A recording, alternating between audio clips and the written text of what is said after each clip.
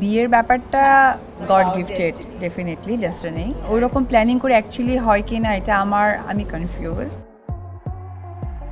সাকিবের সংসারে অপু বিশ্বাসকে দেখতে পাওয়াটা অনেকের কাছে কাঙ্ক্ষিত চাওয়া, আর সাকিব অপুর সম্পর্কের দিকটিও যেন সেদিকেই এগোচ্ছে। কিন্তু সম্প্রতি অপু বিশ্বাসের একটা মন্তব্যের মধ্য দিয়ে কিছুটা ভিন্ন বার্তাও পাওয়া যাচ্ছে। অর্থাৎ তার মন্তব্যের মধ্য দিয়ে সাকিবকে ফিরে পাওয়ার অনিশ্চয়তা প্রকাশ পায়। তবে কি সাকিবের সাথে তার দূরত্বটা বেড়ে গিয়েছে, সেই প্রশ্নটাই এবার ঘুরপাক খাচ্ছে অনেকের মনে। যে সন্তানের জন্য আলোচিত এই জুটির পারিবারিক সম্পর্কটি বিচ্ছেদের রূপ নিয়েছিল, সেই সন্তানকে কেন্দ্র করেই আবারও পাশাপাশি হয়ে ঘনিষ্ঠভাবে সময় কাটান সাকিব অপু।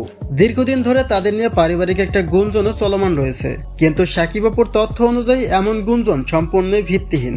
পরবর্তীতে সাকিব যার সাথে ঘর বাঁধুক না কেন সবটা প্রকাশ্য করার আশ্বাস দিয়েছেন কিং খান। আর তা থেকে সাকিব অপুকে নিয়ে নতুন করে স্বপ্ন দেখছে এই জুটির ভক্তবৃন্দরা।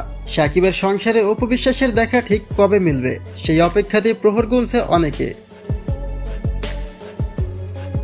এদিকে অপু বিশ্বাসের একটা মন্তব্যের পরে অনেকেই সাকিব অপুর সম্পর্কের মোড় ভিন্ন দিকে গড়াচ্ছে বলেও মনে করছে, যেখানে অপু বলেন বিয়ের ব্যাপারটা সম্পূর্ণই উপরওয়ালার হাতে, তাই তিনি যার সাথে লিখে রাখছেন তার সাথে হবেই, তাতে আমাদের প্ল্যান যেমনই থাকুক না কেন। বিয়ের ব্যাপারটা গড গিফটেড, ডেফিনেটলি ডেস্টিনি। ওইরকম প্ল্যানিং করে অ্যাকচুয়ালি হয় কি না এটা আমি কনফিউজ। অপুর এমন মন্তব্যে অনেকেই সাকিবকেও খুঁজে পান। অর্থাৎ কারো কারো ভাষ্যমতে সাকিবের সাথে অপুর সম্পর্কের দূরত্বটা হয়তো বেড়ে গেছে, যে কারণে তিনি এমনটাই প্রকাশ করতে চেয়েছেন। সাকিবকে জীবনসঙ্গী হিসেবে তিনি চাইলেও আল্লাহ তাআলা যদি না দেন, তাহলে কখনোই তা পাওয়া সম্ভব না। কিন্তু বাস্তব অর্থে অপু বিশ্বাসের এই মন্তব্যটি মোটেই নিজেদের সম্পর্ক কেন্দ্র করে নয়, বরং সারা দেশের জনগণকে কেন্দ্র করে বলা হয়েছে।